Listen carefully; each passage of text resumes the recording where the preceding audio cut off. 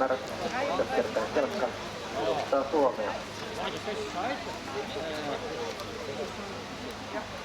Ja tässä Martille yksi juokseva Katini, vuoden Euroopan mestari.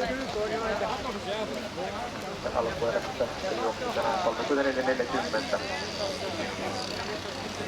Koppi aukeaa. Katini sieltä ulkoa. Parhaiten matkaan lähtee. Ja puolella numero 2 Härkeen Bremmer Synergon. Sitten Passus Heidan, Sarantelien Brennen ja Ataran Kometen Gommer.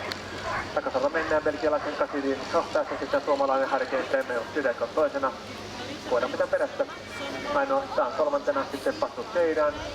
Seitsemäs sitten toinen suomalainen Sarantelien Brennen ja kolmas siellä viidentenä Ataran Kometen Gommer. Loppusarjan tullaan belgialaisen Katinin johtaessa sisätöissä ohittaa Härkeen Bremmer Synergon mukaan matka loppuun kesken. Eli Katinin sitten Härkeen Bremmer Synergon, Sarantelien Brennen, Passus Heidan ja Ataran Kometen Gommer.